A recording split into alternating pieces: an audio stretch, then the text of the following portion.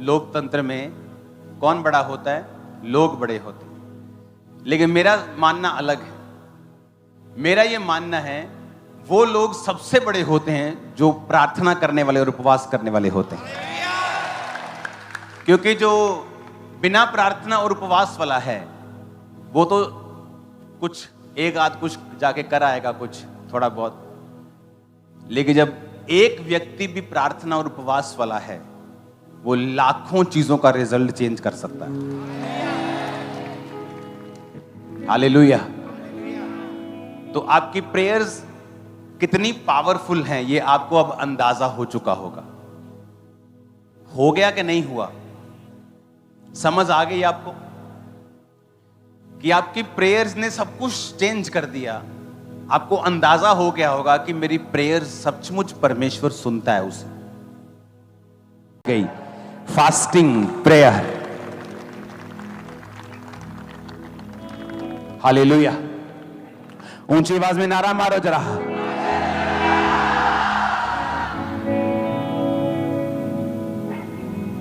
मेरी लाइफ का जब छुटकारा नहीं हो रहा था एक चीज से, मैंने 8 घंटे रोज प्रेयर्स की।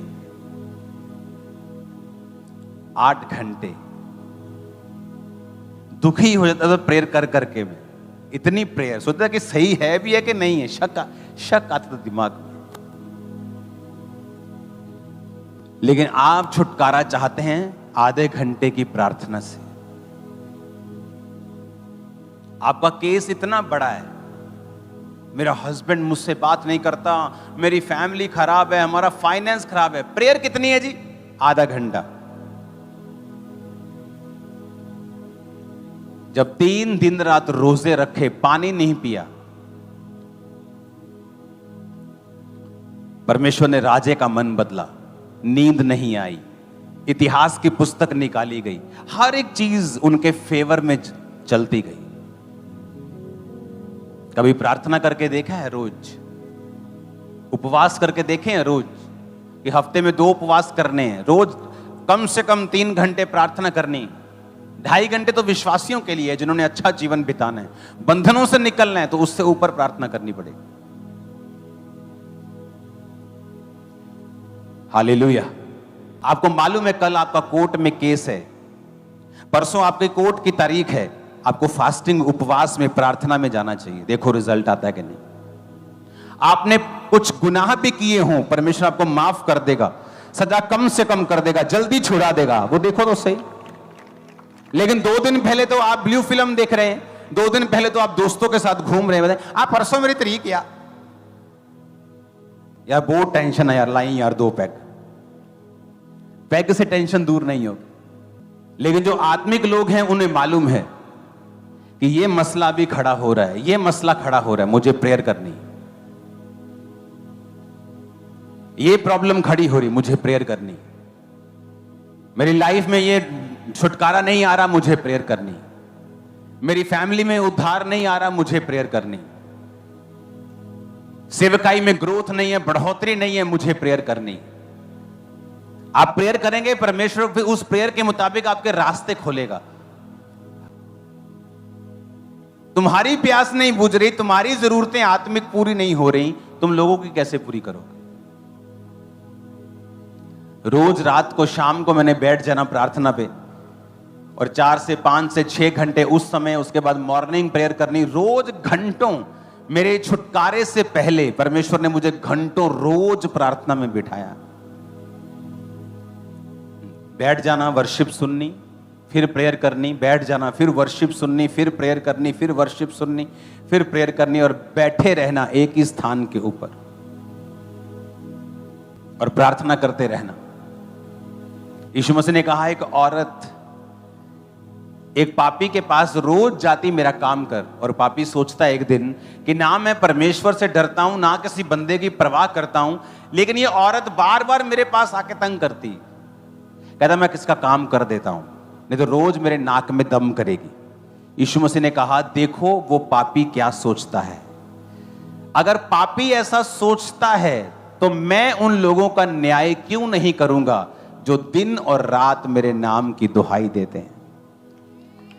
वो साफ कह रहा है कहता तुम्हें चाहिए मांगो, दिन रात लग जाओ। तुम्हें कुछ चाहिए तो मांगो ना, मांगो तो दिया जाएगा। तुम्हारा स्वर्गीय पिता तुम्हारे मांगने से पहले जानता है तुम्हें किन वस्तुओं की जरूरत है, लेकिन देता तभी है जब तुम मांगते हो। हालेलुया।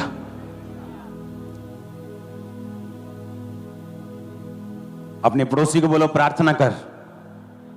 फिर से बोलो प्रार्थना कर, ताकि तू परीक्षा में ना पड़े। प्रार्थना कर, तेरी प्रार्थना सुनाई देगी खुदा को। वो तेरा न्याय तुरंत चुकाएगा, वो तेरा काम तुरंत करेगा। दिन और रात उसके नाम की दुहाई दे, वो तेरी प्रार्थना को सुनेगा। आमीन। परमेश्वर का एक दास प्रार्थना करता था रोज।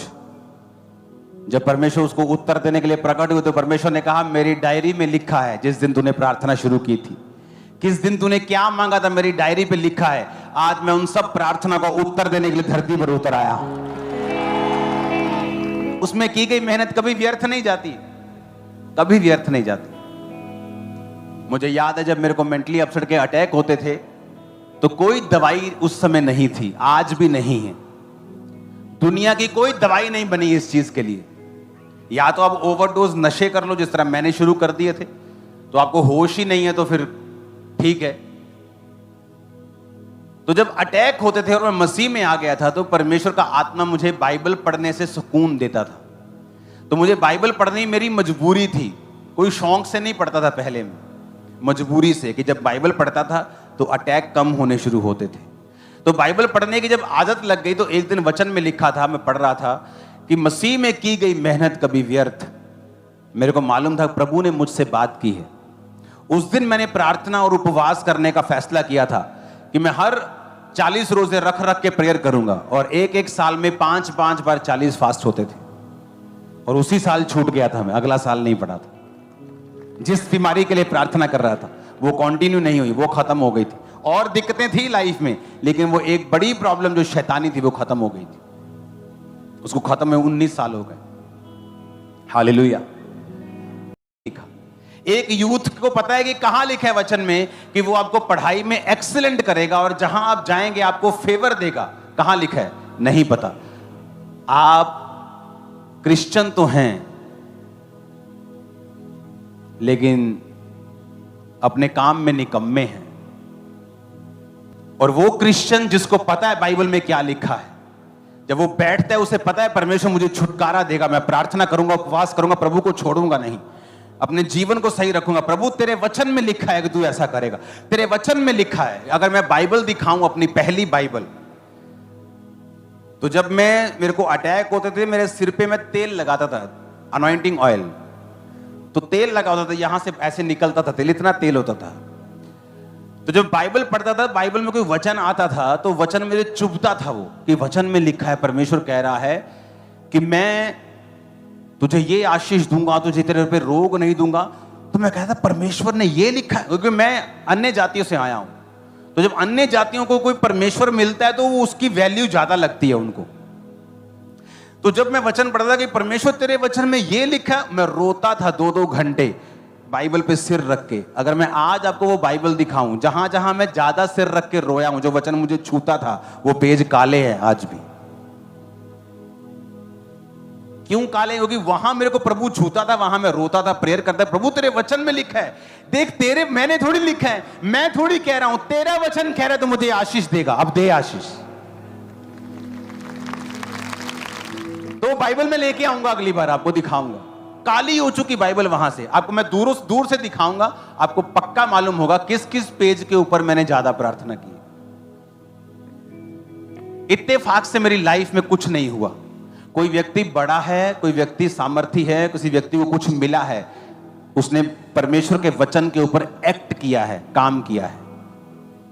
उसने आशा नहीं रखी कि काश ऐसा हो जाए, काश परमेश्वर मैनू भी चुन लवे, काश परमेश्वर मेरे को भी काम लवे।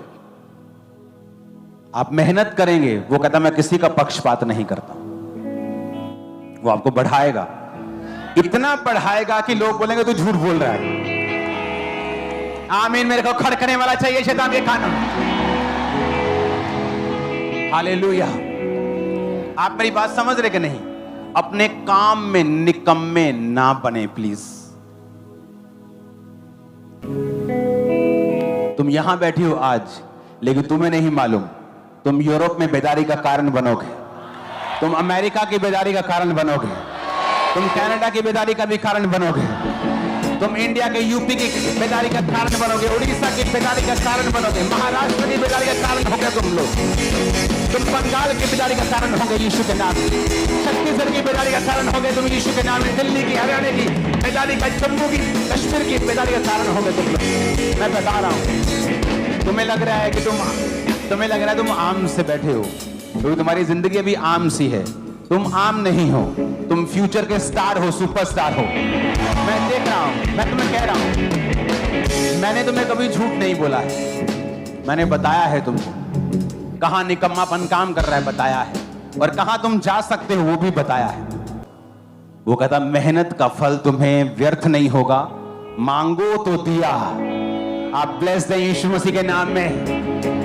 मैंने कहा ब्लेस्ड हैं यीशु मसीह के नाम में। Hallelujah, hallelujah.